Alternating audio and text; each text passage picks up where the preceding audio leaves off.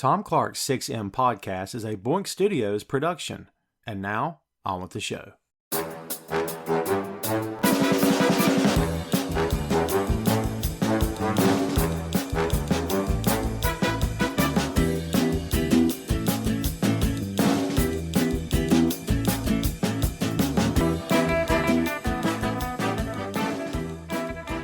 Hey, what is up? Welcome to Tom Clark's 6M podcast. I'm your host, Tom Clark, and in this episode I'm joined by co-host Phil Lindsey. From the world of professional wrestling comes one of the hottest promotions of all time, featuring a unique mix of veteran superstars and budding young stars on the rise, all working together to put over the product and the company that they all believe in. We're talking about AEW. All Elite Wrestling was co-founded in 2019 by Cody Rhodes and the Young Bucks. Cody and the Bucks were named executive vice presidents of the company along with Kenny Omega, and all four stars quickly became the public faces of the new venture. AEW's primary force behind the scenes is Jacksonville Jaguars owner Tony Khan, who had previously befriended Cody and the Bucks and became the company's lead investor. Though having no experience in the pro wrestling business beforehand, Khan acted as the head booker from AEW's inception. Speculation about a new company initially began among the professional wrestling community following 2018's All In, the independent event co-promoted by Cody, the Young Bucks, and Ring of Honor Wrestling. The success of that show ultimately led to the formation of AEW. AEW's first press conference in January of 2019 featured announcements of the company's initial roster, including Hangman Adam Page, SoCal Uncensored, Britt Baker, Pac, and Chris Jericho. AEW's inaugural event, Double or Nothing, took place on May 25, 2019, and was followed by Fyter Fest and Fight for the Fallen later the same year. AEW's second pay-per-view, All Out, took place on August 31, 2019, and featured the crowning of Chris Jericho as the company's first ever world champion. AEW continued its forward momentum with the October 2nd arrival of Dynamite, the weekly television show airing on the TNT network. Dynamite's debut marked the first time that professional wrestling was presented on TNT since World Championship Wrestling folded in 2001.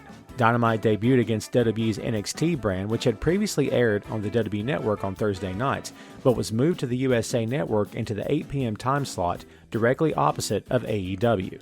AEW's roster continued to grow in the year following Dynamite's debut, most notably with the arrival of Jon Moxley, Brody Lee, FTR, and WWE Hall of Famer Sting. AEW has amassed an impressive fan following since its inception, making Dynamite a ratings hit and the company itself moving in an upward trajectory. Thanks to its fans, the talent, and the crew working behind the scenes, All Elite Wrestling has truly evolved from just a hopeful contender to a truly viable option of entertainment on the professional wrestling landscape. And that's the lowdown on AEW. For the AEW episode, we have to be clear from the very jump. This was actually recorded in 2020, a year that we're all trying to forget about. Right, kids? Absolutely. So some of the information that you're going to get from this particular episode of the 6M is not going to be what you may call extremely up-to-date. So a lot of the stuff about Sting is not going to be in here. A lot of the goings-on about what's happening, with the championships, with any programming that may or may not be happening, pay-per-views and the like. Anything of that nature, if it's extremely up-to-date, you're probably not going to get it in this particular episode. So there you go. There's your disclaimer right off the bat, just so you know what you're in for. So now that that's out of the way, enjoy the show. I've always been used to more than one pro wrestling company. And when I started writing online about the business, there was more than one company to write about. And there was a lot of stuff going on and a lot of different topics to cover. But when WCW closed its doors, it became a thing of the past, and it became obvious that WWE was not going to do anything in terms of bringing back the brand. One half-hearted attempt wasn't enough, and they just said, screw it, this is not working, we're not going to do it. Then they, of course, tried to bring back the ECW brand. That failed eventually. It was never what any of us were hoping it was going to be. It was a shell of its former self, obviously. So I can tell you for sure that for a lot of years, I wrote about two guys, John Cena and Randy freaking Orton. I like Randy Orton, no disrespect. But when you write about Randy and John every single week, it's it gets to be old hat very quick. And Raw and SmackDown was the Randy and John show every week. And for years, it felt like, when honestly, maybe it was a year. I don't know. I'm trying to not reflect on those days, but it felt like an eternity. And yes, TNA was a thing. Yes, they started making a few waves when they brought in Hogan and Bischoff and all that hoopla that was going on. No one took it seriously, because why take them seriously? Because they never made a concentrated effort to begin with to do anything great. And we knew this was, Band-Aid on a gunshot wound, so to speak, and it was a much ado about nothing, which it ended up being much ado about nothing. So with the exception of that and some rumblings from other companies here and there, at the time there was no New Japan World, and Ring of Honor was still going, but I don't think Honor Club was a thing at that time. So basically we had Vince McMahon's company, and that was it. So if you're a wrestling fan, that's what you took, and you were glad to have it, I suppose. But it was rough. So now, here we are in 2020, worst year ever for a lot of different reasons. But, it's the best year, one of the best years in my humble estimation for fans, because we have so much content now. We have so many companies to choose from. If you don't like Vince, brother, you got a lot of other promoters you can talk about and text about and write about and podcast about, and a lot of stuff to choose from. But the biggest one on everybody's lips these days, I would have to say, more than likely, is AEW. All Elite Wrestling, 1 year in existence, a long time coming for the guys involved. I don't know, Phil, if I could have told you a year ago where this company would be in 2020, but I'm going to start us off with this. I don't know this to be true, but it looks like this company is profitable. I don't know how. I'm not sure how, especially in the COVID era with no ticket sales, very little ticket sales at this point. But I would imagine they have to be profitable on some level, because otherwise this company would not still be around. Because no matter how much Tony Khan is a fan, he's also a businessman. He's a businessman first, I would think. And if your business is losing money, you no longer run that business. So what do you think, man? Is AEW actually profitable in first 1 year of business? Well, I have to believe it's profitable. It had to be something to do with their television deal, because I don't know if you heard, but some of the rumors when everything started getting shut down, like right when COVID started, they were one of the ones, like WWE, that never shut down their production. They Right. just moved it to their own facility, and they pretty much kept going. And it seemed like it was under the premise that if they stopped, that they would lose a lot of money, and it might have, eventually caused them to shutter the company. So I had to assume it has to be something to do with their TV deals. I don't know the specifics of how they might make money on their pay-per-views, but it seems like the pay-per-views are doing well. It seems like they're drawing.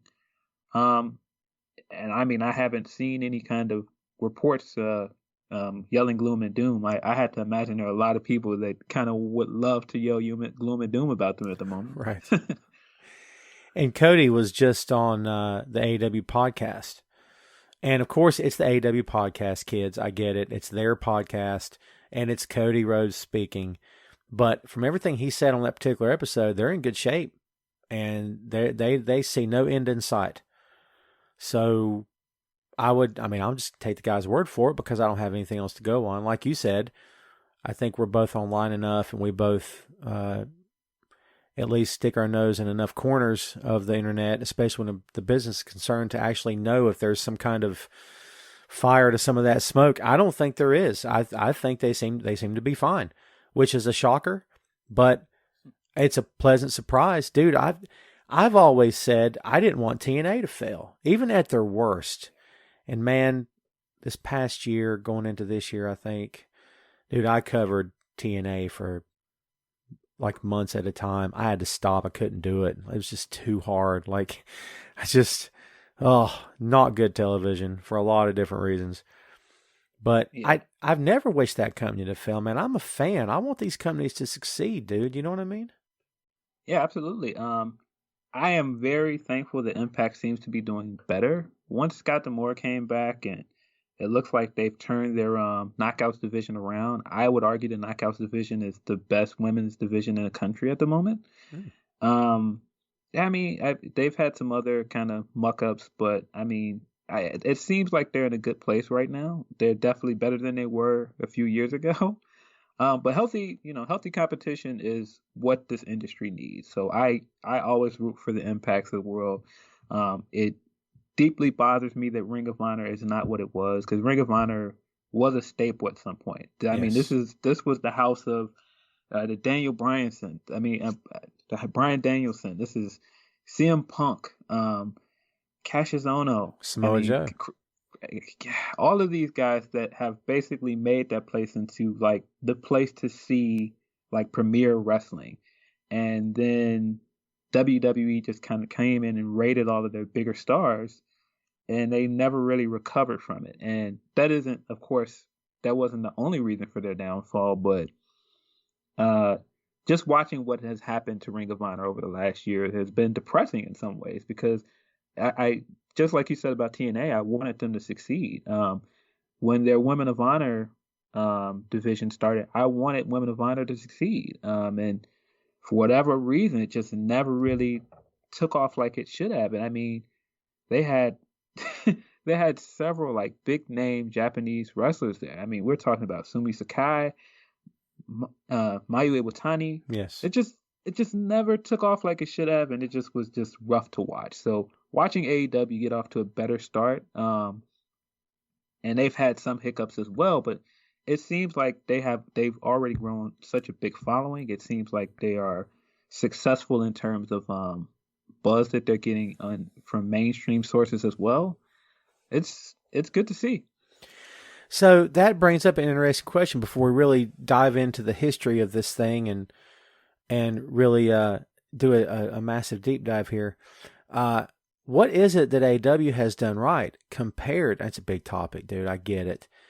But what have they done right as compared to Ring of Honor and or Impact or both that people have stood up and took notice? Is it just the TNT deal? I mean, that's a huge part of it. Without the TNT deal, would they be Ring of Honor? Would they be Impact? Like, that's an interesting question, man. Do you think they would be that level, or would they still be rising above that level right now? Well, I think there's a few factors to that. I think the fact that they came in the gate with several huge indie darlings, so to speak, and not just indie darlings, but kind of like guys that have been big at like overseas in New Japan. And these are already guys that had big followings, like the Omega, the Bucks, and just being able to start a company with that kind of foundation really helped them. Now, of course, coming in and having a benefactor like Tony Khan has also helped, because you need the money as well. Doesn't matter who you have if you don't have the money to back it.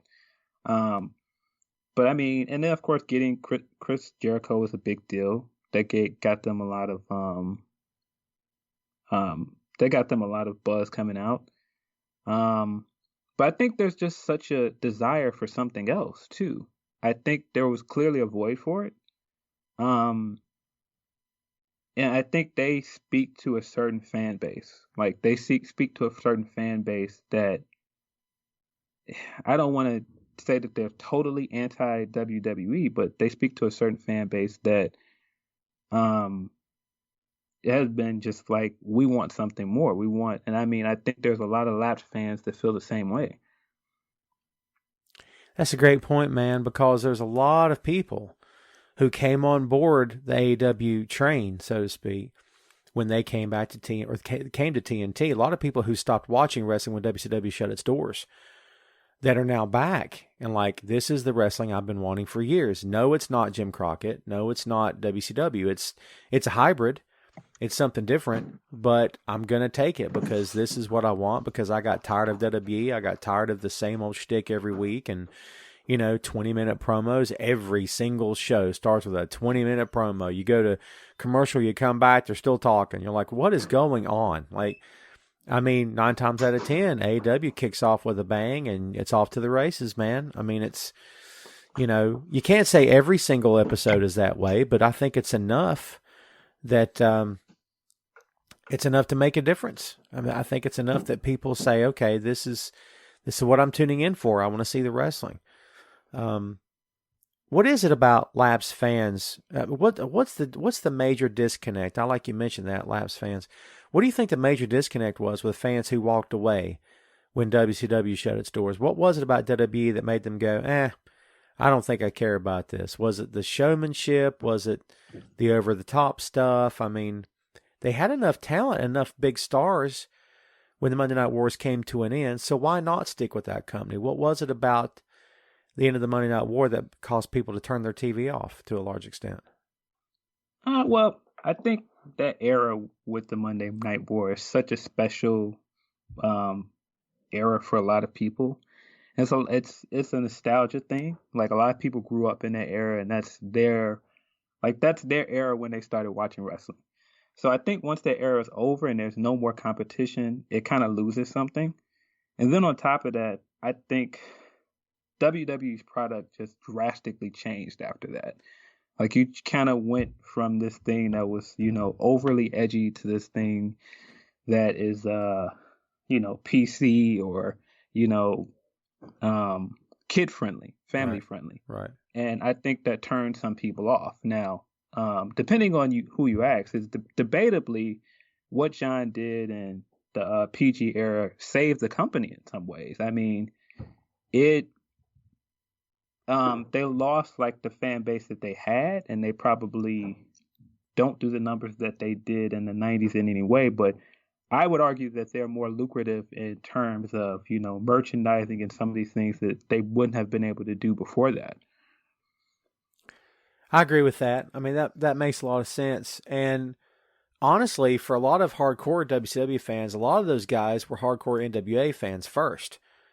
So Yes. to them, to this day, I don't think a lot of people understood that the NWA and WCW were two entirely different companies. That I don't think they still don't understand. Well, how come they're just going to call it WCW because they're going to compete with World Wrestling Federation? Well, okay, cool. But that's not what happened. It's two separate companies, And I get it. It's a rational mistake to make. I mean, it's understandable. But I think that's why a lot of people did stop because, like you said, the competition thing. Well, here's this WWF company, and there's a reason why I was a WCW fan is because I didn't like the other guy. So they walked away. So now here's AEW. And no, it's not WCW. It's not WWE. It's not Jim Crockett. By far, it's not the territories. But they have enough solid pro wrestling talent. And I have to kick it off with this guy. They've got Cody Rhodes, man. I mean, he is... It's kind of it's like, well, okay, you get the appetizer. The appetizer's really good. It might be a little different. It might be a little exotic. Oh, I've never tried this before. I'll have it. But then you're waiting for that main course. It's that good, reliable steak. It's sizzling. It's medium. It's cooked perfect. It's delicious. It's seasoned perfectly. It's hot off the skillet or off the flat top, right? Cody's the main event. He's the main dish. I mean, you get a lot of colorful stuff with the salad and the bread and all that other hoo-ha, but as long as you got a guy like Cody, I mean, he's one of the guys that brings it all together. It's like a lot of the other characters, if I can call them that, seem like window dressing to, they're the sizzle, he's the steak.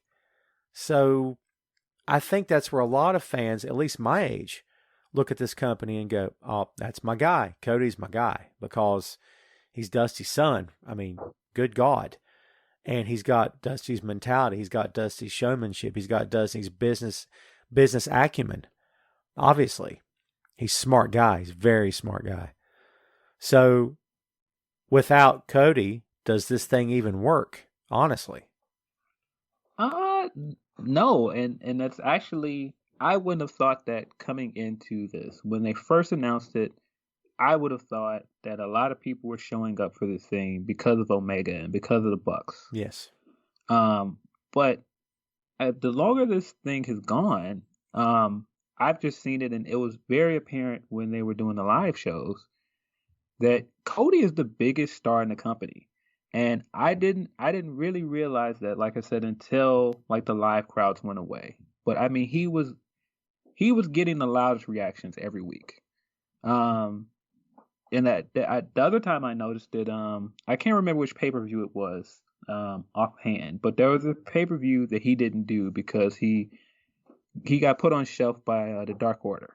Right, right. He lost the TNT title, and so he did. That was the only pay-per-view, AEW pay-per-view that he didn't appear on, and it just felt like something about this thing just it wasn't clicking. It was something about it, like it just didn't have the buzz.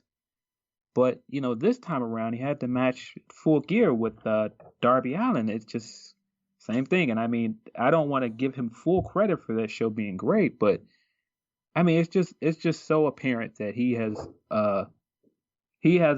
it's something about him that fans are digging right now, and it could be like I don't know, it could be like this warped mirror image of Triple H that he's kind of morphed into since AEW started. Right. But clearly fans connect with him. It's interesting you mentioned that because there was the spot he had with the throne and the sledgehammer, and he had to do that, and he hits the throne, it explodes and whatnot. You're like, okay, you're taking a shot, that's fine. And then like the Inner Circle's music, Inner Circle has its own music now. It sounds a lot like Evolution by Motorhead. I'm just saying, not that was the intention, kids, but one of the major, you were talking earlier about a lot of people like to see this company fail because let's face it, man, there's some short-sighted people in this fan base, but a lot of the criticisms about this company is like, God, why can't they just leave the WWE references alone? Why can't they just stop? Why does Mox always have to mention? Why did Kingston have to mention it? Oh my God. Why does Cody have to always take a shot? In my opinion, I don't think it's a deal breaker. I don't think it's the end of the world. But there are moments when it happens where I'm like, okay, that's enough. Just, you say you're trying to make your product better and make your company better, and that's all you care about, prove it. Stop talking about the other guy. I mean, what's your take on that, man? Does it bug you? Do you care about it? Is it just white noise? Where do you fall down on that? A lot of it doesn't bother me because I realize that a lot of it is tongue in cheek, and I just think it's the wrestling. It's just a wrestling thing to do. Everybody kind of promotes by taking their digs at other people. I mean, WWE does it. And I mean, WWE takes shots at kind of everyone. They take Right. random shots at Impact, which is weird. uh, so it it doesn't bother me. There's certain times where it kind of feels hokey or corny, kind of like, well, that didn't really add anything to this. It doesn't like. A perfect example is the Brody Lee stuff when he first came over. Right. And it's very clear that he's doing this. At the dinner table, that stick, yeah. Yeah, he's doing this weird impersonation of Vince McMahon. And the first few times it was okay. It wasn't all that funny, but it was just kind of like this doesn't really add anything to your character. It doesn't really add anything to Dark Order. Um, so why are we doing it? And it's kind of like it's different if you're using shots in a way that kind of adds heat to things, but it didn't feel like it was helping Brody Lee's character. Yeah, it kind of felt like, let's just do this because we're going to do it. We don't have a real reason for it. I mean, we can't forget the fact that this company does not have 20 to 30 creative writers who worked on Friends and NCIS and CSI. They actually have pro wrestling people behind the scenes who are not writing anything. They're just working as agents, helping the guys, if they need it, put their matches together. The guys in the ring and gals in the ring are responsible for doing their own thing. I mean, that's what the business, my friends, is supposed to be. It's what it's been for years. The business made a lot of money and made a lot of people famous by following that simple philosophy. Vince McMahon comes along and says, I'm going to take my wrestling company, or my dad's wrestling company, turn it into a television production, and we're going to write scripts. So people are so accustomed to that now. The old school way of doing it has become the exception rather than the norm, which is utterly ridiculous. So almost, I would guess, everything you see on TV, no one has legit signed off on it. I mean, Tony might be told, hey, we want to do this. And I'm sure Tony's like, hey, do it. Go. Do it. So it's a different vibe. I think that's why this company's always going to feel different from WWE because they're not being throttled. And you talked about, let's talk about the other company and stuff. Moxley did it. He went on Jericho's podcast, a very revealing interview. I can't say, Phil, it was as revealing as the CM Punk on Colt Cabana show, but man, it's good. It's very good. And John, you could just hear it in his voice. Like, all right, I got stuff to talk about. Let's do this. I mean, he was very straight to the point. It's a great episode, man, because he just cut loose. And the stuff he says is, I was going to say shocking. I don't know if I can be shocked by anything that comes out of that company anymore, but the stuff that he was talking about, I'm like, God, is it still that bad? Like, oh yeah, it's still that bad. Like, dude, talk to me about how Jon Moxley, we're talking about Cody being the top star in the company. John's a close number 2, and I would argue at some point number 1. Dude, this guy has blossomed like a flower, man. He's just like he's been handcuffed for years, and then he got the handcuffs were taken off. It's crazy how great he is now. Not good, but great. Yeah, I mean, I think we all knew that Mox is good as a wrestler. We've seen him have some good matches. We've seen him do good character stuff. We've seen him cut some pretty good promos. But I think once those handcuffs were off, and he came out and he had that first vignette that was really, really well done. I think he paid for it with his own money, and it just looked crazy. And it was kind of like, oh man, he could do whatever he wants. He could go to New Japan. He could do whatever he wants. This guy's already an established star, and so. I mean, he had already piqued everyone's interest at that point. But then once we see him and he shows up at Double or Nothing, right? Yes. Yeah, shows up at Double or Nothing. He just has this completely different swag to him. Just the way he walks, just this aura about him. He's just a totally different character now. And it's just, I was just watching him come out for his match at Full Gear, and I just was sitting there like, this guy is just so cool. It's just like, just looking at him. He just doesn't even have to really say anything. Just the way he walks out, the way he stands, the way he's presented. He's just cool. And there's not many wrestlers in the industry that we're not given like this neon sign above their head, like this person's cool. You're supposed to know this guy's cool. Right. And John does it in a way that is just so effortless. And it's so much of it is confidence, and so much of it is like, no, I know I'm the man, and I've known I'm the man for some time. I've been waiting for my chance. It's great to see it.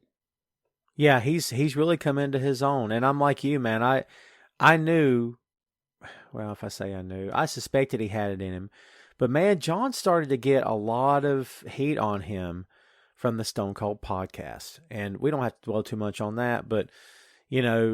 Someone took the video and cut it up to make his response time really, there's a lot of lag there, and that's not how the show played out. But they really want him to look bad, I guess. But, dude, I remember watching that show, and honestly, I kind of agreed. I was thinking, dude, this guy has no life. He has no, he acts like he doesn't even want to be there. You're talking to Stone Cold about championships and about being the man. And it just felt like he didn't care. And at the time, even as long as I've been writing about this stuff, dude, I was short-sighted. And I didn't take the time to say, wait a minute, maybe there's something going on behind the scenes that he's unhappy. I just didn't even think about it. I was just thinking, God, this guy, look at this guy. Doesn't care. You can tell his heart's not in this. Why what's he even doing here? But, looking back on it, there's your answer. He was miserable. It was getting worse by the day. He was creatively stifled. They were making him look like a joke. Don't get me started on the potted plant. It was a good laugh for about 2 minutes, and then that was the end of it. Let's move on. But they made him a sideshow act, dude. Dean Ambrose was I don't even know how to describe him. He was with the lunatic fringe, they called him, right? Yeah. I mean, you compare that guy now to John Moxley of 2020, it is legit two different people. If they didn't look exactly like, you'd swear it's two different people. I mean, he's got a fire, man. He's got energy. He cut that promo last night. Holy God. Great stuff. Yeah. Every time he speaks, man.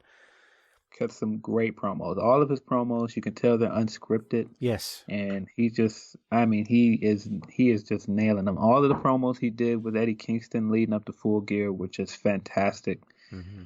I just can't say enough good things about Mox right now. I mean, as far as the episode of Stone Cold podcast, it's one of the most fascinating episodes of the entire thing. It's just so interesting watching him, especially just watching the video of it, not listening to it. Right. Just watching it on the network and just looking at him and just his body language and everything. It's just so interesting. There's so many things to dissect about it. And see, this is years before he was really done with the company. So I don't know if this was on the cusp of him figuring out yeah, this isn't what I thought it was going to be. But there's so many things to take away from the thing. And one of my big takeaways immediately is because he was WWE champion at the time. Right. I don't know if a lot of people remember, but when the Shield first debuted, he was kind of like the leader of the Shield. He was. He was the mouthpiece. He did all of their promos, and for a while, a lot of people thought when they split up, he was going to be the biggest star because he was always front and center. He was the one that had the long championship reign. He's still, I think, the longest reigning U.S. champion. It just was something about him. He just seemed like he was going to be the breakout star of this group. Now, of course, that didn't happen. Roman became the guy. And that was, we can go into why that was partially some of WWE's mechanizations to make that happen.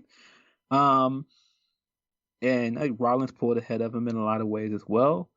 But it just seemed like at some point they forgot what made him so interesting as a member of the Shield.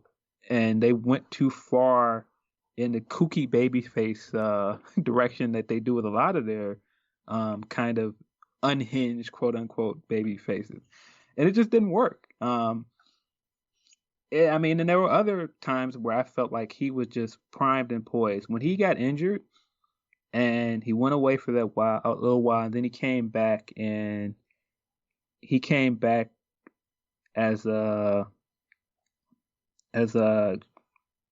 Rollins' corner guy for that match with Rollins. I mean, not Rollins, but Ziggler. You could tell when he came back, he just had something. He was bigger, he looked leaner, he had the shorter haircut. He just looked gruff and mean. It was just I just cannot wait. That whole time, everyone was he's clearly going to turn on Rollins. This is going to be so cool. And they just somehow botched it. I just couldn't figure it out. It just seemed like this was a slam dunk. All they had to do was just turn him, do all the callbacks to the Shield stuff, say that he never really got over it. He never trusted him, and have a good IC title feud. That's it. Then you got this guy coming out as a germaphobe and all this other crazy stuff. Oh, it's awful. It just was it was so weird. So those are two examples where it's just you just had these glimpses of this guy that could have been something. So now, we're talking about number one wrestler in the world, top of the PWI 500. Yep. Champion here, world champion, IWGP US champion. And it just seems like this is just the beginning. It seems like he could do more. Dude, I don't know how long he wants to wrestle. He's got a lot of time left. I mean, he keeps doing crazy nonsense outside the ring. He may shorten his career, let's face it. But, if he keeps himself healthy, stays healthy, AW stays going in the right direction, he's going to be around for years. And I'm happy about it. And let's face it, man, a lot of his fire, a lot of his new lease on life is because of this company. It came along at the perfect time for him, a great vehicle for him. And I don't know, dude, it just feels like AEW is talent first. as it should be, you know? I mean, Tony Khan doesn't make a dime if the talent are unhappy. I mean, all right, let me take that back. Yes, he still makes money, obviously, but he wants a happy locker room because he respects what they bring to the table. And he knows they're putting their lives on the line, legit, every single time they step in the ring. It's not about, well, you missed that. You missed saying 3 words in that promo. We're gonna bench you next week. What? I mean, just utter nonsense. It's not a television production for this company. They've got TV, but they're not a TV company. This is a pro wrestling promotion.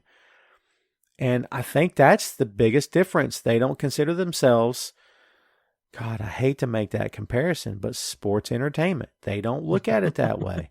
I know that's an old argument, dude. And yes, pro wrestling is entertainment, kids. I totally get it. But when you live and die by the sports entertainment motto, then yeah, it's going to come back to haunt you at some point. It has for WWE a lot. But this company just isn't that. You know, we're talking about the biggest stars here. We got to round out. And I mean, Mox wasn't one of the guys that started. Obviously, it was Cody. Kenny Omega, we'll talk about him and the Young Bucks and Hangman Adam Page. Not for nothing, they hurt a lot of feelings in Ring of Honor and New Japan when they decided to split and make their fortunes elsewhere. I would hope that by now that a lot of those hurt feelings have subsided. It seems like without being told as much, I feel like a relationship with New Japan is on the horizon. I mean, they've spoken openly about that company on the air more than one time.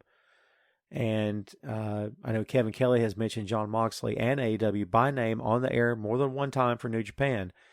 These are good things, folks. These are good things. The Ring of Honor stuff, I think there might still be a lot of bad blood there on their part. And I completely understand. But the nucleus of this company seems like they're still together. Their heads are still in the game. The EVPs, as they call them. I mean, how important was it to have this nucleus of guys? We talk about how important Cody is to the equation, how they probably couldn't have done this without him. I would submit that he couldn't have done it without them as well. Yes? Yes, and I mean, because they're kind of like two things if you want to do like the wrestling historian things that kind of changed everything. Because the Bullet Club was its thing. Like the elite, quote unquote, Bullet Club was like one of the hottest factions in the entire industry at that time. Right. So they were already an entity on their own before Cody started doing the stuff with Ring of Honor and he joined them. Cody brought like some business mindset to it and he changed things and took it in a different direction, but they were already white hot before he came along. So I think it was just kind of like a perfect marriage in the sense that he might not be seen as like this great work rate guy like they are. And that's why he needs them in a way, because they bring a prestige in terms of the matches that they can put on, especially Omega. And I think Hangman is slowly turning into that as well. And you know, a lot of people give Omega, maybe not personally, but they give a lot of grief to this company about, Kenny Omega was the biggest guy on the planet, thanks to Okada and thanks to Bullet Club, thanks to New Japan, and well, he's going to be the guy. And then AEW starts, and he's not the guy, and he's never been the guy. And then you just see Omega hanging out in gym shorts and tennis shoes, and he's not really doing much. And I'm thinking, does everyone miss the point? Tom Clark's 6M podcast is sponsored in part by Radius Law Group. Every day, Radius helps individuals, families, small businesses, and nonprofit organizations throughout North Carolina, Florida, and Pennsylvania resolve their legal issues by providing effective legal counsel in the areas of estate planning, as well as elder law and Medicaid. Radius Law holds the radical belief that working with a lawyer can indeed be enjoyable. So give them a call at 1-800-519-5667 for more information and tell them that Tom Clark's 6M podcast sent you. Like, if these guys from the jump said, okay, we're all EVPs, and then they never lost a match, Dude, can you imagine the backlash if they never put anyone over? If they never, when they worked young talent, they never did anything for those young talents. I mean, dude, the backlash against this company would be insane from everybody, not just from hardcore WWE guys, but probably from everybody. I mean, Yeah, I think there's a reason that they've not elevated these guys as the unbeatable, unmatchable titans of AEW. I think it's a good call, man.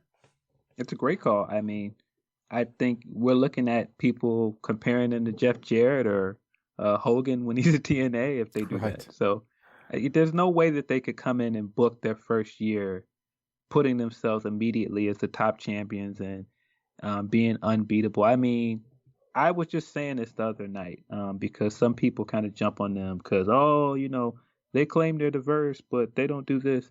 And I think it's kind of hogwash because the thing is this. They came in the gate. We're talking about Young Bucks are considered by a lot of people the best tag team in the world. They came in the gate for their inaugural tag title tournament, and they put over the Private Party in the first round. Like Private Party at that time were basically unknowns. Like if you're like a House of Glory fan or like a big indie fan, maybe you knew who Private Party was. But that win did so much for Private Party. And I mean, you can look at so many other things that the EVPs did during that time, like um, giving SCU the win in the tournament and putting Scorpio Sky over so big like that in the first year. Giving Scorpio Sky a freaking win over Jericho. Right? I mean, then there's tons of things like that. Making Pac look like a big deal because Pac beat Omega. I mean, making Mox look like a big deal because he beat Omega. Like all of those things helped develop their company. It helped strengthen their roster. You're right, and it's for all those reasons combined why I still believe this company is headed in the right direction. So, playing off of what you just said, it's sparked something in my head here. Um, some of the talk about this company, and it's I don't want to say from day one, but it's been coming over the course of the past year or so. I would say the idea that there's no heels and baby faces. And Cody has even come out publicly and said that it's an old fashioned idea, it's concept, and I think Kenny said the same thing. I dispute this. As you and I have said before on this show, I think people want to cheer someone. They need a hero to cheer.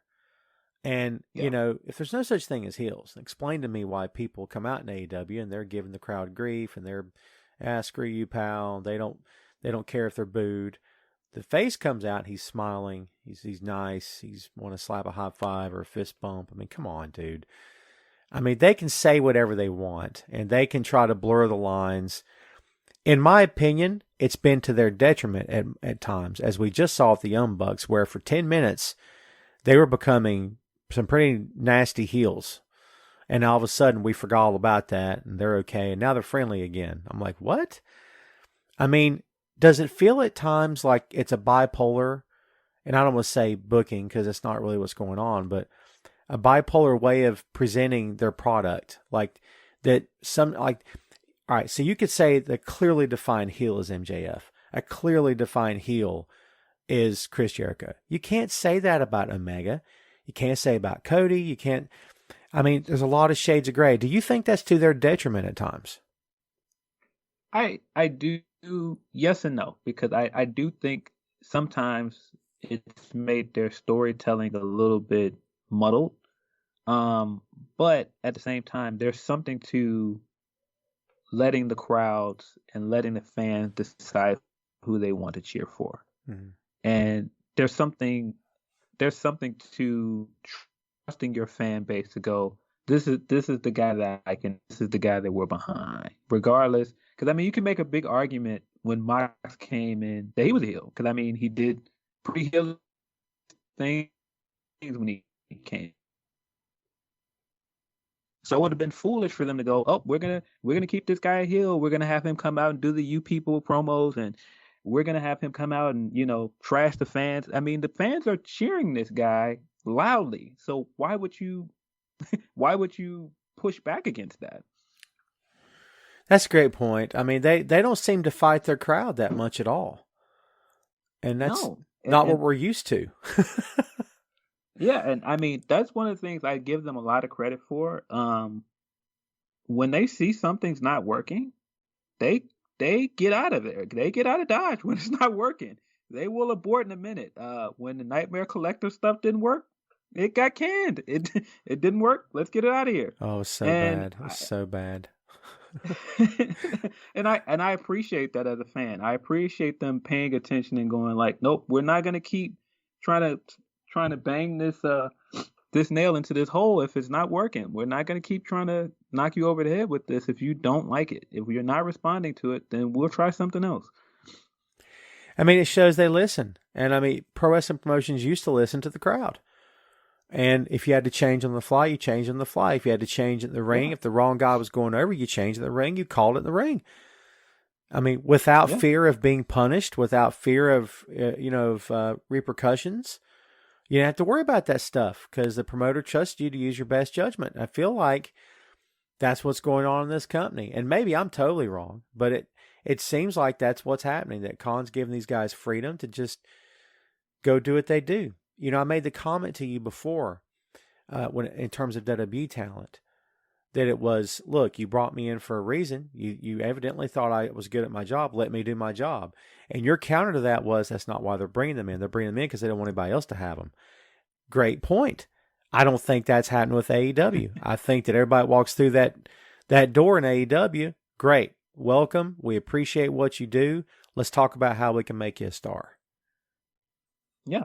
And the thing that I've noticed immediately is in this first year is you kind of get this thing where, because we're in the era where there are alternatives now. You can go and you can make a living at AEW. You can make more money as an indie wrestler than you could have years ago. Oh, yeah. So yeah, a lot of these guys have more choices now, and so when you look at this thing and you've got guys choosing to be at AEW and not being with WWE. We're not talking about guys that went to WWE and they washed out, or they just couldn't hack it, or the WWE just never signed them. We're talking about, like, when we're talking about Moxley. Moxley was at the top of that company at one point. He could have easily re-signed and he would have been making a ton of money. He would have probably been heading into Survivor Series right now in some kind of like big program. And he chose to leave and go to AEW.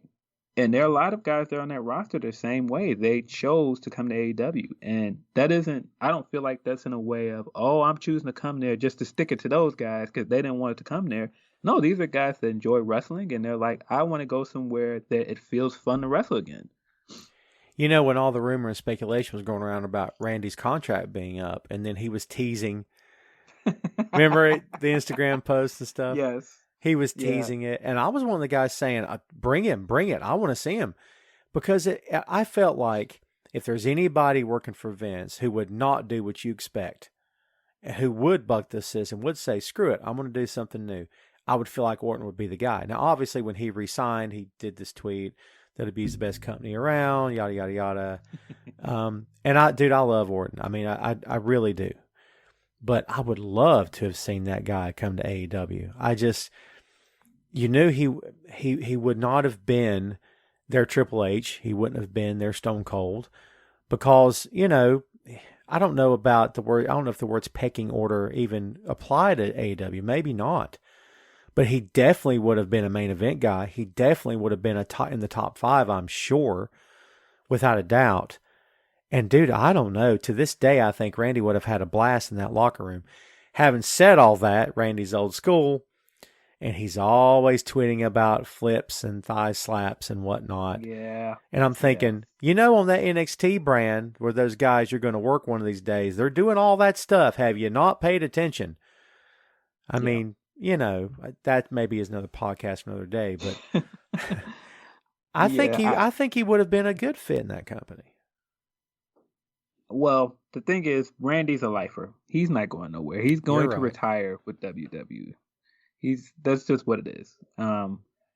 I think there's a certain amount of prestige that comes with WWE because of his legacy, because of his father. Very true. That I just don't see him going anywhere else.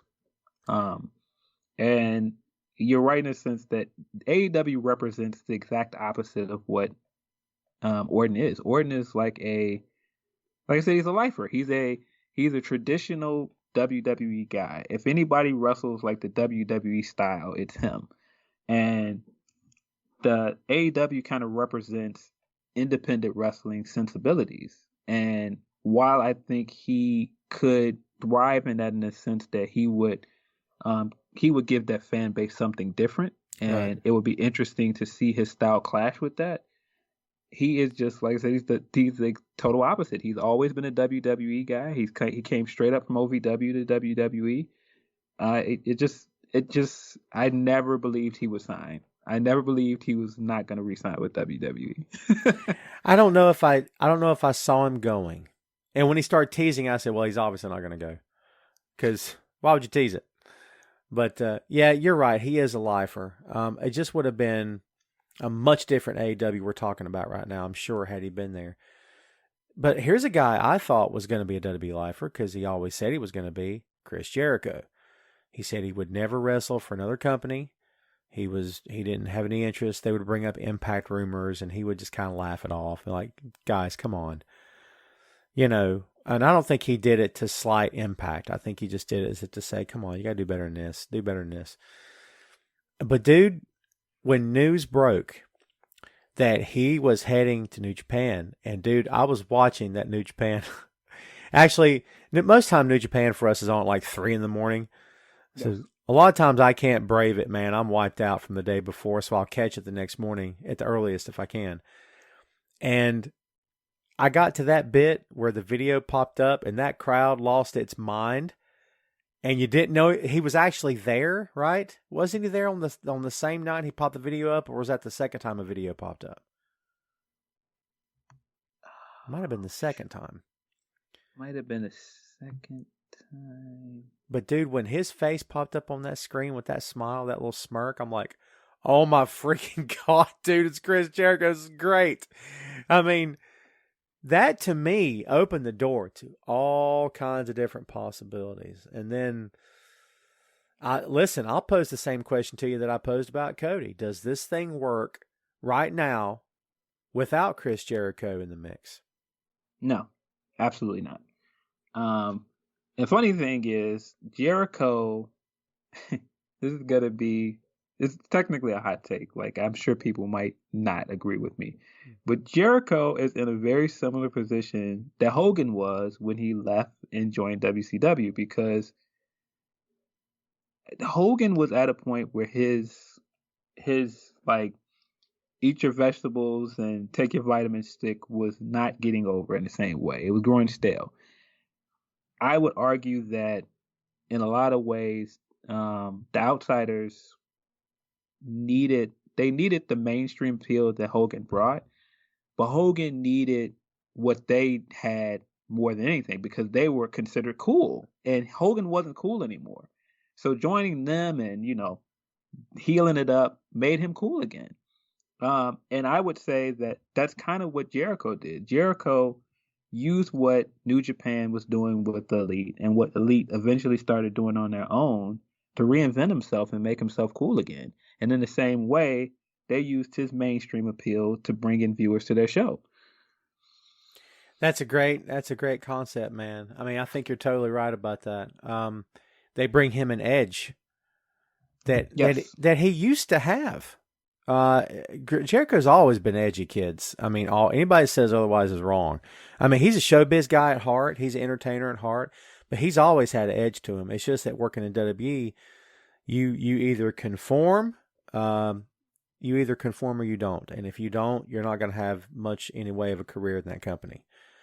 And so Jericho conformed because they did right by him for a long time, and he certainly did right by them for pretty much the whole time he was there. But yeah, I mean, you're right, dude. AEW gives him an edge and makes him young again.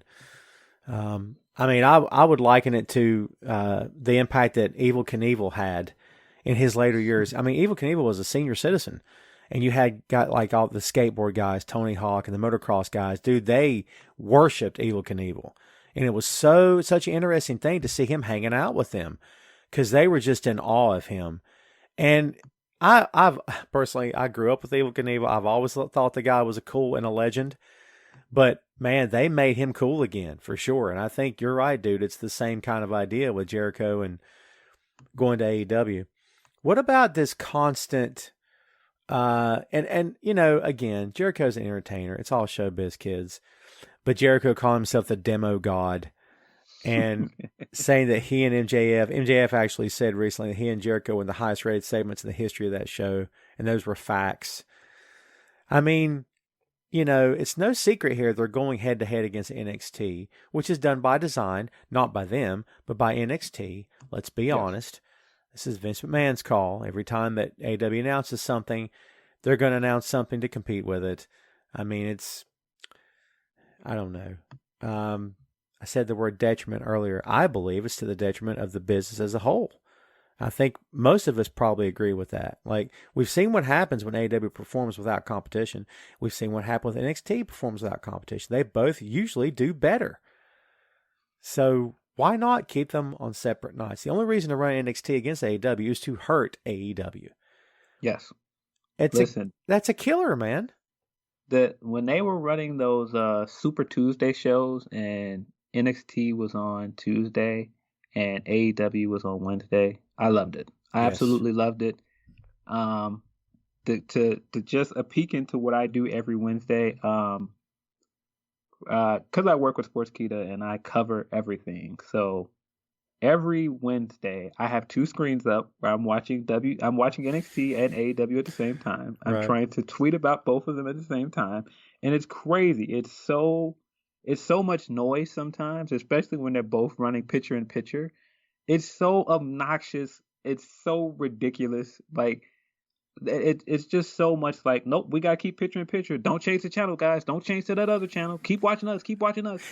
And it makes both shows so hard to enjoy. I just wish one of them would move to Tuesday. And it makes more sense for WWE to move to Tuesday, honestly. I just wish one of them would do it. It's just one of those things where it was funny at first and it was kind of cool to be like, oh, both shows are on Wednesday. It's Monday Night Wars again. That has immediately died down for me because of work. Because originally, I used to watch AEW live and then I would watch NXT on the network the next day. But now it's like I'm getting so burned out trying to watch both at the same time, man. It's such a hassle for me. I've been there so many times. I've had the exact same situation, but with a third screen that had New Japan on it. So, oh yeah, dude, for real. And like, you're right, man. You're like, at one point you look at the three screens and the kid in me's going, right on, dude. This is how you do this. This is what I've been dreaming about. This is fun. And then an hour into it, you're like, all right, I'm tired. This sucks. What am I doing in my life? Like, because like you said, it's a lot of work, man. But you know what, dude? To anyone out there, I don't care who's listening. I don't really care. To anyone out there who says, oh, Tom, there's too much to watch. Oh, God, it's too... You know what, dude? I kicked this show off by reminding everyone how bitter, long, cold winter it was when it was the Randy Orton and John Cena show. And it was, my friend, let me tell you, I welcome the content. I personally love the amount of content. Do I want it all at the same time? No, I don't. I need a breather. I need a let me up moment, right? So, no, I got to have some space in between. But I love that we have this much right now. I love that we have AEW. And, dude, I'm the first one to say on the Main Event podcast, I'm the first one to say I'm not a fan of the $1 Billion Pro Wrestling Company because I think that's the wrong move. If you're going to be a fan of somebody, you fan of and side with the talent first because they don't have $1 billion. Yeah. So I have a hard time supporting the $1 Billion Company. Having said that, I really enjoy watching AEW. So I don't know, dude. I'm not saying I'm changing my mantra, but here's something that I'm going to hit you with. And I think it's fairly obvious for any old school fans who enjoy or attempt to enjoy AEW. There's a lot of silliness in that company. And it's stuff that we, over the course of a year, have adapted to. The whole Orange Cassidy thing, we've adapted to it. You know, it's he's become so normal now. It's like, it's the hands of the pockets guy, okay. But dude, there's a lot of silliness in this company still. I mean, so what's your take on that? The old idea, the old conversation about, listen, pro wrestling is a variety show. You got to have a little something for everybody. As much as this company has rebelled against Vince McMahon and WWE, they tend to run some silly spots, some bits of nonsense, some colorful characters that are really out there in left field. I mean, is this just good old-fashioned Memphis wrestling we're talking about? Or is this, WWE's little cousin? I mean, what do you think? Well, before I say anything, I think just the knock against wanting to support like big companies and support big machines, like you and I both are writers. So I think the thing is, like, we always look at it like we want the creator or we want the artist to succeed. Yes. Like, I'm on the side of the creator. I'm not on the side of the person that employs the creator. So I totally feel you on that. Like, to me, it's just like I support a lot of these companies because I support the individuals that I want to succeed. Just in terms of like, are they like WWE adjacent? I think the closest they've gotten to being WWE was the Dinner Debonair thing. Yeah. Which is just so silly and goofy. And I know some people that really, really liked it, but I didn't like it that much. And that's not to say that it wasn't entertaining. It was very well produced. And it was something that only MJF and Jericho could pull off. But I did enjoy it, and I think I did enjoy it because it felt like something you could see on WWE, and I felt like WWE would have done it in their hammy way. Just like I think that's the same night they did the Law and Otis segments, right? I think so, yeah. And the Law and Otis segments work because that's their type of programming. That's their type of goofy humor with the WWE legends coming in and doing the cameos. It's their kind of humor. And this humor, I felt like it stuck out as a sore thumb because it just didn't feel like the elite humor. Now, Orange Cassidy and guys like Luchasaurus and like Marco Stunt, they're different because you wouldn't see them on WWE. You wouldn't see a guy like Orange Cassidy on WWE. Like, I feel like Orange Cassidy's appeal is based in indie wrestling. And like, even like some of their zany stuff, AEW, I feel like it has its own appeal. Like, I feel like it has it's distinct. Like, and like I said, I think that's why the dinner just kind of felt like, this doesn't feel like anything we might not have seen on WWE or maybe even Impact at some point. And I'm sure some people will push back on that because it's Jericho and people lop up everything Jericho does. I don't want to come off like a huge Jericho hater on this podcast, but no, I get you. But yeah, people love Jericho, and I think they think everything he does in terms of reinvention is great. And so, more power to people that enjoyed it. It just wasn't really my thing. I think Orange Cassidy is fantastic. I think Jurassic Express is fantastic, and they're not taken seriously. But I think that's part of wrestling too. Like, I think you've got to have some level of zaniness to the programming. Like, if it's all super serious, it kind of doesn't, I don't want to say it doesn't feel like wrestling because it's just what we're used to, but like, traditionally wrestling has comedy acts, so it doesn't hurt it. Like, even New Japan is like straightforward wrestling, but you still got Yano. Yes. I was just getting ready to make that comparison. Like, you watch a New Japan show and every single match is in your face, smash mouth, strong style. And I'm here for it. I'm always here for it.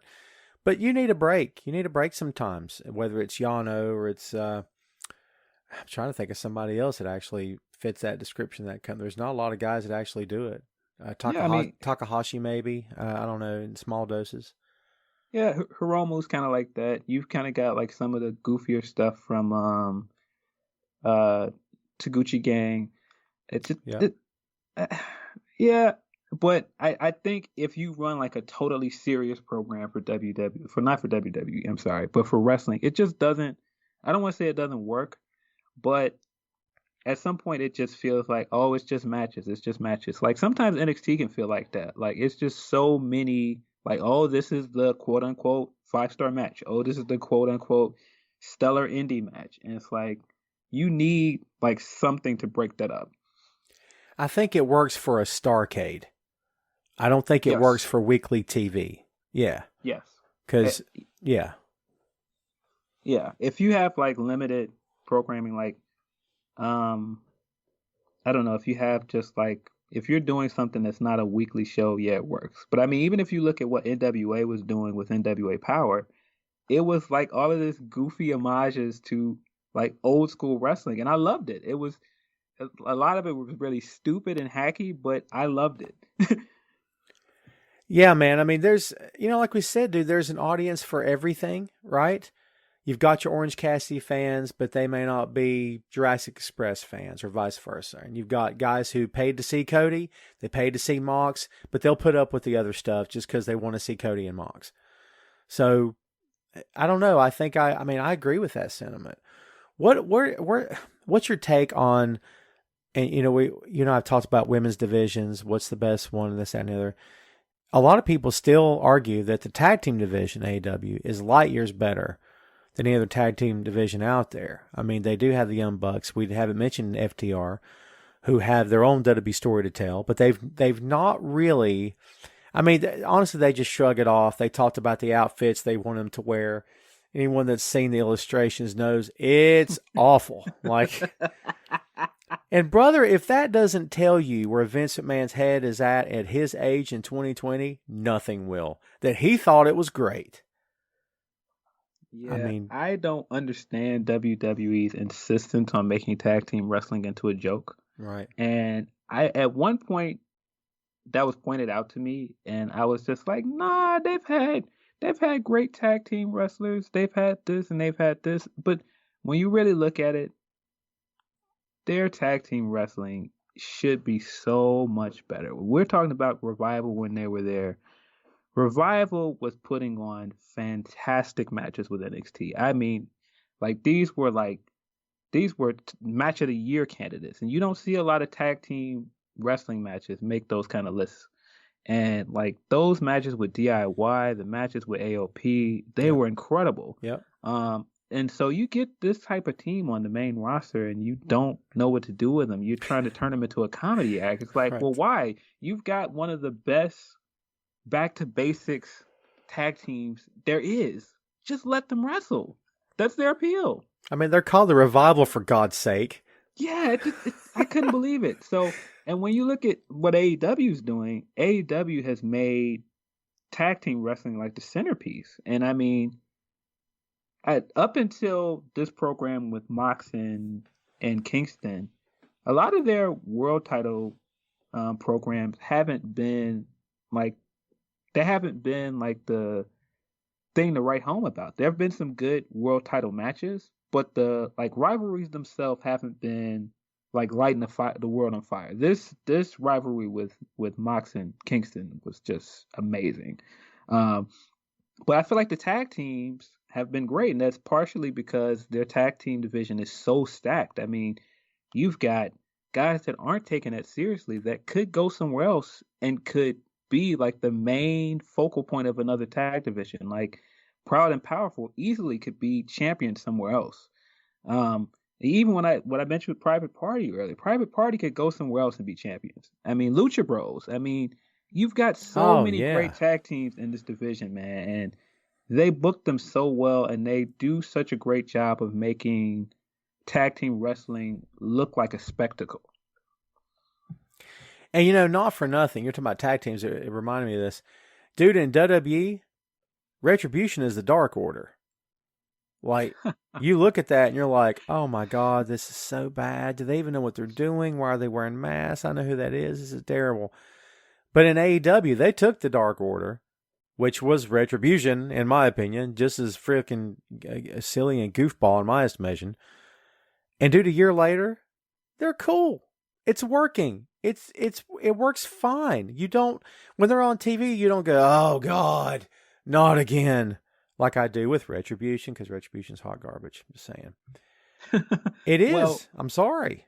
but see, the difference is that's just back to what we said earlier and how the leader's so smart in who they have put over. Um, the win and just letting Brody Lee have this massive squash victory over Cody, who was almost undefeated at that point. Like Yeah, he only had what, like one or two losses. I think so. Giving Brody this huge win over him, and not just a huge win, he just like annihilated him. It made Brody into a big deal. It made Dark Order into a big deal. And so I just think that's part of it. I think Retribution would be in a much better situation if you don't have them doing stupid stuff like going out and getting beat single-handedly by the Fiend. It's like you've got to make them matter. And I mean, I think they have the makings to make Retribution into a good stable because I don't know if you see it, but Mustafa Ali's the guy, man. Like He's great. he's fantastic. He has a great look. He's just fantastic and cut great promos. He's good in ring. You've gotta give fans something to get behind with him though, and they just haven't done that. And I think in reference to Dark Order again, yeah, they're the heels, but they made them matter. They made them look like a threat. And I know this is not possible at this moment in time, but just imagine Ali right now, today, in the Retribution character. The gear, like you said, looks great, sounds great. He's got a very disarming delivery where he's a heel now, but he still talks very soft, very plainly. Got like a Jake Roberts kind of vibe where he's kind of unsettling the way he talks because he's so intelligent. But imagine that guy coming in on Moxley and AEW, where Ah, it's a different kind of opponent. It's not someone that John has dealt with before who's very cerebral. You could say Brody Lee is, but Brody's big. I mean, yeah, Ali would do that match. I got cold chills right now. I mean, in my yeah. opinion, not just Tony Khan, but every promoter out there has probably got a bag of cash waiting for that dude's contract to come up because I certainly would. Oh man, like the dream matches we could get with Ali in AEW, man. I mean, Ali versus Pac, Ali Oh, versus shut like, up. oh my God, like Ali versus Ray Phoenix. Oh, man. Oh man, like It's good stuff. he would thrive with AEW. I really believe that. I think so too. I mean, and that's going to segue into my next talking point here, if I can call it that. Diversity. AEW has been very accepting, and you know this full well. You just completed a big story. So tell me how that came about, and how did you tackle the topic of diversity and the performers they have, the people they've accepted, how it's kind of a, I don't want to say open door policy, but basically, what is it they've said about AEW, that it's everybody's company, or they had a catchphrase there for a while. But talk to me about that situation. So I mean, I think we've just got this thing with the wrestling industry where we're just used to certain people being the faces of the company.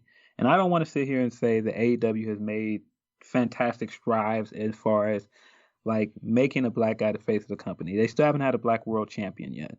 Um, but at the same time, like I said earlier, the amount of signings that they've made in terms of making Scorpio Sky into like a big deal, I feel like, and signing someone like Sonny Kiss, signing Anthony Bowen. These are like openly gay black men. These are guys that should have been signed at other companies well before 2019, especially Bowens. Bowens has been everywhere. He's done extra work for WWE. He's done work on NXT. He's done work with Impact. Has a fantastic look.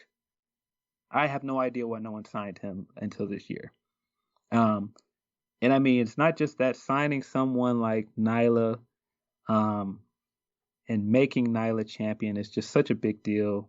Um, I mean, and when you look at, it's not just that they signed diverse and put together this diverse roster. It's that they let a lot of these guys be themselves. Like Private Party doesn't feel like they're trying to be a caricature of two black friends. They feel like authentic black kids that you would just see anywhere. Um, And you can say the same thing with the Lucha Bros. Lucha Bros bring like an authenticity with them. Eddie Kingston as well. Like Eddie Kingston, like you could just see it. Like he just looks like a guy from that borough in New York. He looks like a guy that's from Yonkers. Um, and I think that that has helped them stand out. I mean, of course, it's not perfect. I don't want to sit here and say that they are like the most inclusive company or that they have done the best to utilize some of their diverse talent. But just the fact that they have made strides in as far as signing these guys is a big deal. I mean, even when you look at their women's division, which gets a lot of flack, one of the things that I covered in an article I did with Complex is every single one of their women's champions to this point has been a woman of color. There hasn't been a single white woman as champion yet. Great point. Yeah, very good.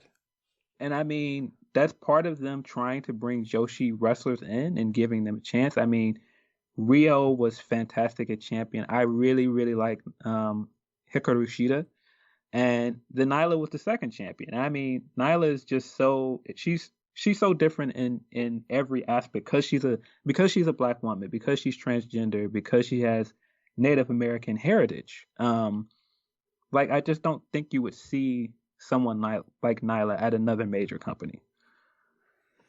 I agree with that. At least no one on AEW and WWE's level, in my opinion. And what's funny is, man, when you watch Nyla in the ring, I don't know that I've ever, maybe the first match, I don't know that I've ever sat there and said, well, let's watch this transgender chick in the ring.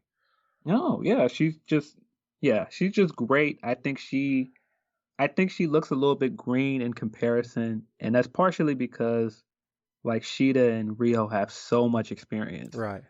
So I think she looks green in comparison to them, but I just think she looks great. I think when she's allowed to talk, like she just has such an imposing presence to her. I just think like if anything I could argue with her, I think that they kind of cut her legs out from under her a little too fast. I think they should have ran with her as champion a little bit longer. But I mean, yeah, you don't look at her and go, oh well, this is our token signing. Like I feel like she's done a great job of standing out and making it known that she's earned her spot here. Yeah, like I said, she's done such a great job. I don't even think, not that I should think about it, right? But it doesn't even cross my mind. Sonny Kiss, as flamboyant as he is, and he's insanely flamboyant. He's got Adrian Street beat by a mile. I didn't think that was possible. And brother, I got a lot of love for Adrian Street. Love that guy. Loved his gimmick. Loved everything about him because it was so good and so perfect. And it worked. And he made money. And he was great. But Sonny, as flamboyant and outlandish as he can be, I don't know that I've ever sat there and rolled my eyes or, did a double take. You're just so used to it, and you're just waiting to see, all right, so you got the job, but like everybody else here, you have to deliver. What can you do? Let's see what you can do. And it's like the old adage of, color in sports. Does it still matter? For a lot of these players, man, depending on what league you're talking about, obviously, what matters is, can you play? Are you good? What do you bring to the team? Are you going to help us win? I don't care what color you are. All I care about is green. That's the color of money. So, yeah. Dude, honestly, watching the AEW product, I don't even see this stuff half the time. I'm just watching the match. And again, that's testament to the performers. It's also testament to AEW. In my opinion, you're right that they've got a long way to go. I think they've done better than any other company has by far. I mean, as far as just starting, I think so. I mean, of course, there's some milestones that other companies have gotten, and there are people of color that are fixtures on other shows. Like, I mean, making Rich Swann world champion is just like, it's fantastic for Impact. I thought that was great. And I mean, there's things that WWE has done that are notable as well, and they're commendable. But you also have to look at like just the amount of time that it took it to happen. Like even Kofi, it took Kofi 11 years to be world champion. Right. It took them what? I mean, if I I don't know if it took them all the way to the 90s to crown a black woman as WWE champion. There wasn't a WWE champion until Jacqueline. I mean, so it just those things like it just takes time. And I mean, of course, the industry was different. It's more accepting now, so you Right. could argue that they came in at the right time. But I still think they've made strides as far as normalizing signing some of these more diverse wrestlers and making it known like nope, long as you can wrestle, long as you can do what we need you to do, we want you here. And I think that's good for the industry as a whole. Again, I won't sit and say that the way they've handled diversity is perfect, but I feel like they have absolutely changed the way that wrestling looks. I think it's for the better too, no doubt about it. And honestly, I think if anything were to go south in that company in terms of someone feeling rejected or feeling slighted, I don't think it would ever get swept under the rug. Tony Khan strikes me as the kind of guy who would take it very personally and be very apologetic and be like, I can't believe this person felt this way. We never meant any harm. I honestly would see that reaction coming from them, a very public, like, in other words, we're not going to sweep it under the rug and act like it didn't happen, right? I mean, because I know it's so important to them to get it right that if they get it wrong, I think you would see a tremendous outpouring of, we couldn't be more sorry this happened. We want to make it right. Please believe us. This is not the kind of company we are. And maybe I'm wrong about all that, but it seems to be they've built up a tremendous amount of goodwill. And dude, I've said this more than one time. I give them the benefit of the doubt as much as I do New Japan because New Japan very rarely ever lets me down as a fan. Very rarely. They Yeah. deliver. They begin a storyline. They have a middle to the storyline. They have an end to the storyline. The heat makes sense. The rivalries make sense. Everything's going in a logical direction. Even if it gets off course, they'll steer the ship back in course. And Ghetto's just got a way of doing things in that company. They very rarely ever let me down. AEW, I can't sit here and say that I was, there's been less favorite episodes of Dynamite than others for me. But I don't think it was because they tanked anything. I think it's just because it was just an off night. Maybe the wrong talents were booked together. I mean, who knows? But, I mean, yeah, I think there's a tremendous amount of fans out there who are like, yeah, I'm going to give this company a chance and see what happens. Then you have haters. You and I have talked about them. I don't know if we can do an AEW show without mentioning their biggest hater of all time. And I don't know if he deserves a mention. But I'm an old school guy. And I've always had mad respect for the manager of the Midnight Express. But, brother, I used to listen to his podcast every week. I did. Because I felt as though I have to put other people's opinions in my ear. It's important. Right. Like, if I'm AEW, and this is the truth, I put Jim Cornette on my payroll. I find a way to reach out to him. I put him on my payroll. I'm serious. Because I think it's good to have someone who calls BS. But, dude, I had to stop listening to his show. I couldn't take it anymore. When the guy starts wishing death upon people, yeah, dude, it's too much, man. It's too much. Yeah. I don't know what's up with Cornette. I don't know why he has come out so, with such vitriol to them. Like, it's just like, what is it? Like, if you don't like it, you just don't like it. There are tons of things out here that I don't enjoy. But that's just the beauty of, like you said of it earlier, that we have so much content. I mean, if you don't watch WWE, you can always wait until Tuesday and watch Impact. You could always just watch NXT. You can always watch AEW. You can watch New Japan. There's so much stuff you can watch. I mean, MLW is coming back. You can watch MLW. There's tons of things you can watch. So to just focus your time on this one company that you have just made it out for yourself that you hate and to just hate watch it. Why? I mean, as much as, like I said, I don't enjoy everything about WWE, and there's sometimes I watch Raw like, oh, I really wish I could cut this off. But at the same time, sometimes I do just go, well, gonna cut this off and watch something else. It depends on if I'm working that night, of course. But if I'm not feeling it, I just watch something else, and you can always do that. I often take my pop culture references and throw them across different topics to make it make sense. But suddenly, Harry and the Hendersons jumped into my head for a very odd reason. It's the scene where John Lithgow's at the breakfast table and the kooky weatherman's on TV, and she goes, "You want me to turn it?" He goes, "No, just let me hate him." And that just jumped into my head about Cornette. Like, yeah, I gotta. When you said hate watch, yeah, just let me hate it. Like, yeah. Here's the funny part, dude. I agreed with a lot of the stuff he said to a point.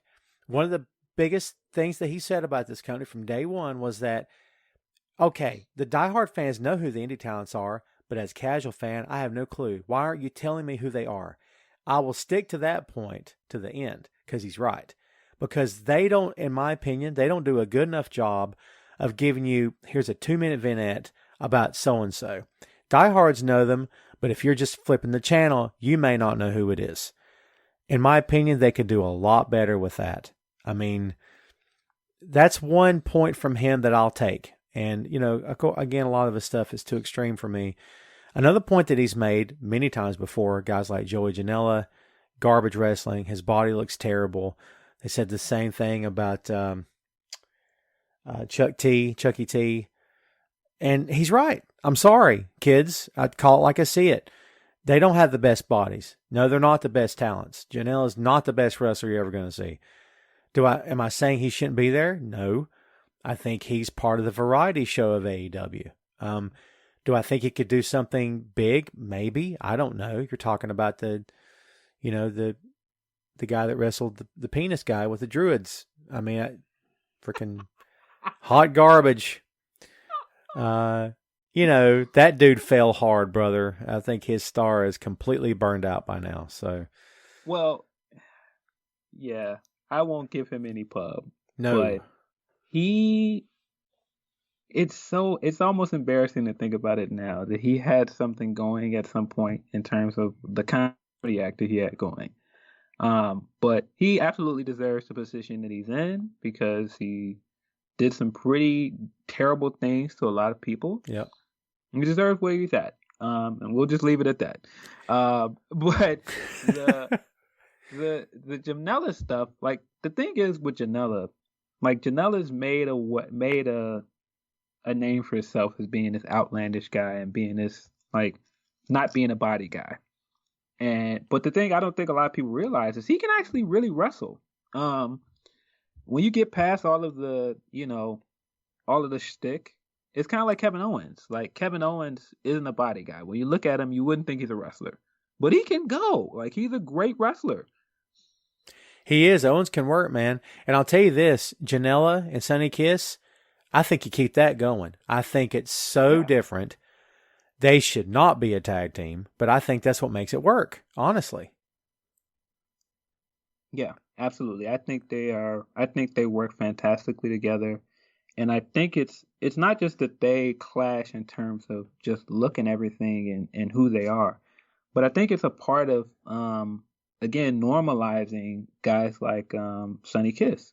When you've got this guy that is so, like you said, flamboyant and so openly gay, you've got him with this guy that is like a known, like kind of like a known, I don't want to say womanizer because that puts a derogatory stance on it, but he's like a known like chick magnet, if you want to put it that way. Like he's like right. Like when he first came into the company, he was still dating Penelope Ford, so you kind of know him as this guy that kind of is like has a way with a woman. So you put him with Sonny Kiss, and that automatically goes like, no, I don't care who you are. Like we're wrestling. Like this is my tag team partner. Yeah, and he did so without even batting an eye. He didn't didn't even say anything about it. Yeah, and it's never overtly said. And I think that's what makes it so great. It's never like he came out and had this like huge baby face promo where he had like this after school special moment of like, listen, Sonny, I don't care who you are. I don't care who you want to date. We're friends. Like, no, it's just it doesn't have to be stated. Like it's just there. And I think that's what makes it work. Oh my God, dude! Yeah, you're so right. That totally would have happened in WWE. They would have had to have made the statement, right? They would have had to address it. Yeah, you're so right. You know, it's funny watching the AEW product. It's taken me a long time to stop this. But like when Darby beat Cody and Cody helped him up, in my head I'm going, he's going to kill him. He's going to kill him now. It's what's going to happen. He's going to destroy this kid. That's the WWE fan in me coming out because they do it all the time. Yes. All the time. All the time. Did I mention all the time? That's their way of doing things. And dude, if you watch WWE for X number of months, years, or whatever, they will program you to expect certain things. You're not going to get that in other companies because they don't do business that way. They do it when it makes sense, not just for shock value, you know?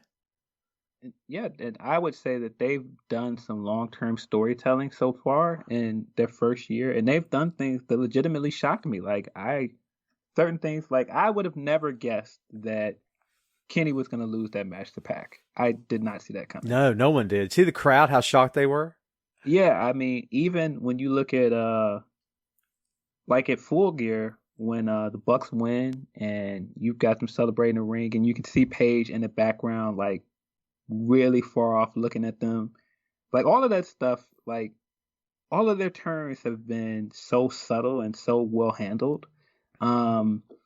There's another turn that I'm drawing a blank on, but they did another turn that was just so great. I mean, even if you look at just how the Elite has split up and how they've handled everything with Page since he lost at All Out a year ago, I think just all the storytelling they've done with him is just so subtle and it's so well done. I just don't think you would see that because we're used to everything being spelled out for us at some other companies. MJF turning heel on Cody. Yes. That was the other one I was thinking of. Absolutely. Him turning on him after that match was just, I mean, we all knew it was coming. Because MJF is a heel. Like, there's nothing about him that says babyface. Right. So you just know at some point he was going to turn on Cody. But the way they did it was just really, really great. Like when he's the bit when he's in the house and Cody leaves the room and he's talking crap to the dog and you're like, God, this guy's a jerk. And as soon as Cody comes back in, hey, I love your dog, man. It's Pharaoh's the best. And I'm like, oh, stop. But man, honestly, they did a great job on that too, because as much as you saw, he had me going for a while. I'm like, maybe they won't turn him because he had that, I think it was a week before he came out and saved him. And he was actually turned to the crowd and get them to fire up, which he's never done ever. And they responded and cheered for him. I'm like, holy crap, they're taking this in the other direction. And it just makes me think now at the Inner Circle, no one's going to turn on anybody because it's what you expect. It's what, if it's going to happen, it's not going to happen right now. They'll do it when you're not looking, which is, in my opinion, the way you do it, you know? I don't want to know when it's going to come, man. Yeah, and I think, if anything, the way that it's looking, like, when the Inner Circle got together, I was sitting there saying, like, Pride and Power doesn't need this group. They could go off and do their own thing and be a top tag team, and they don't need this. But just the first year, like, Sammy's been the guy in that group. Sammy has been fantastic in everything that he's been in. All this, I was about to say all this stuff with Matt. Not Matt, like, banging his head against a concrete floor. Oh, that man. wasn't great. Terrifying. But most of the stuff he's done with Matt has been good. And he has been far and away, like, the breakout star of that stable. And so bringing in MGF, and you can already see the seeds planted of them possibly turning Sammy face. And it makes so much sense. And it was the match with Guevara and Ortiz against MJF and Wardlow, I think. God, dude, Sammy was going 100 miles an hour, which is always terrifying because you're like, oh, God, please don't get hurt. Dude, he hit everything. And I'm like, holy crap, this kid's good. Like, I knew it. But that match, to me, really showcased how good he is. Yeah, he's good. I mean, the match he had with Omega for the AAA title was really good too. Oh yeah. They've got something special in Sammy, and I think they know that. They put him in a few good spots, and I think they know that with Darby too. They've got a few young guys that are really, really good. Jungle Boy's another one. Oh yeah. No doubt about it. And Luchasaurus, who should not be a star because he's a guy named Luchasaurus. He's great. I love him. I can't help it, you know. I mean, it reminds me of Brody King. A guy that big should not be able to do lucha. There's just no freaking way. And he does it. You're like, oh my God, did he just do that? I mean, that's great stuff, man. There's another guy I'd like to see in AEW is Brody King. We could do a whole podcast about who we'd like to see in AEW. So Yeah, absolutely. So, dude, it's a year in. They look to be healthy. They look to be doing fine. Everyone seems to be happy. There's no tell-all books coming out of that company anytime soon that I know of. I mean, it looks like they're on track. I think it's good for the business. I think it's great for the business. So, as with a lot of topics you and I tackle, man, I feel like we kind of just got the surface of this thing. Hopefully we can revisit this at a later time when they've done something else huge. But at least for the time being, what's your last word on All Elite Wrestling? I mean, when it first was announced, I was excited because I'm a fan of all of these guys. I didn't expect it to take off the way it did, and I didn't expect to enjoy it as much as I do. But oftentimes it's my favorite wrestling show during the week.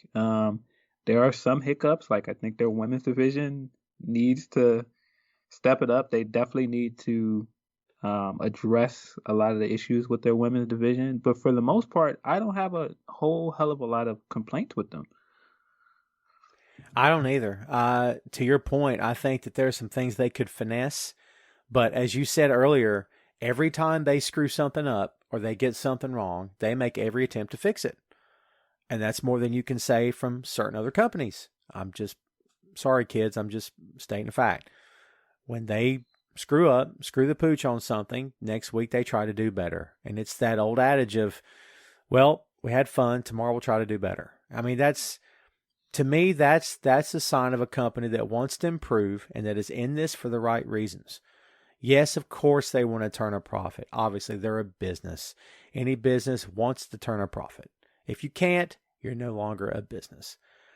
However, I think they've got the right people behind the scenes. I don't think we gave Tony Khan enough credit for being a very smart guy. Someone with no pro wrestling booking experience beforehand has took this company to this level, this far, this fast. That's more than just a checking account, folks. That is something else altogether. That's a passion, which certain people in other companies, in my humble estimation, no longer have. That's just one guy's opinion. Take it or leave it. But we'll see what happens in the future. I wish this company continued success, as I do every company that's trying to do the right thing in this business. I wish them nothing but success. We'll see what happens with AEW moving forward. And I, for one, will definitely be watching. And that is AEW. Hey, thanks for listening to the show. Check out our social media on Twitter, Facebook, and Instagram at 6M Podcast. We'll see you next time.